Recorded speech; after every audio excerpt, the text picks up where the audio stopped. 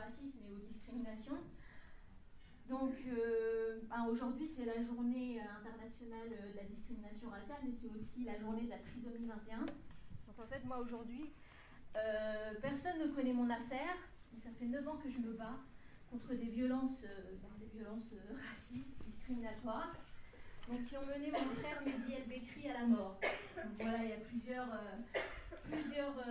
vidéos sur YouTube. Il y a une ONG qui a publié mon affaire. J'ai actuellement 2 requêtes à la CEDH, okay, et je subis aujourd'hui ce qu'on appelle des procédures bâillons.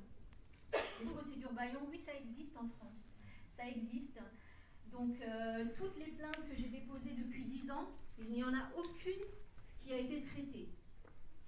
Même quand il y a des obligations positives, quand il y a des décès, l'État a des obligations positives, c'est-à-dire de faire des enquêtes. La chance que j'ai, c'est que je fais de la recherche et de l'enseignement.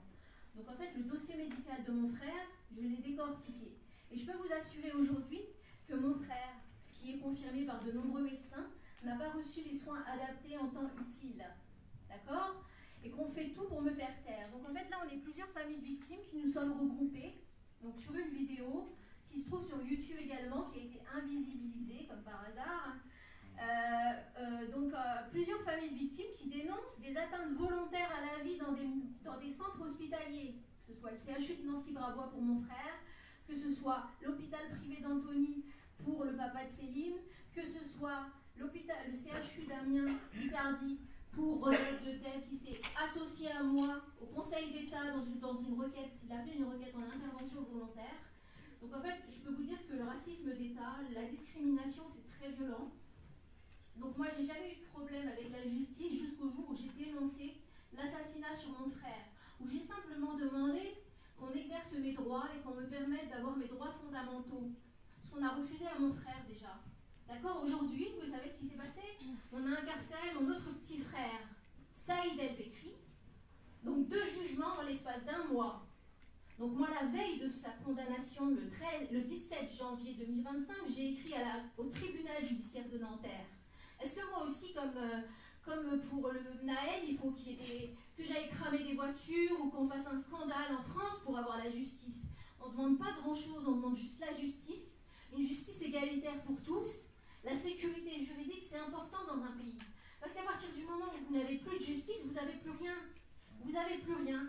C'est l'anarchie, Et donc moi, aujourd'hui, je suis là pour dénoncer ce fait et réclamer justice pour toutes les victimes qui dénoncent, qui veulent juste avoir une enquête.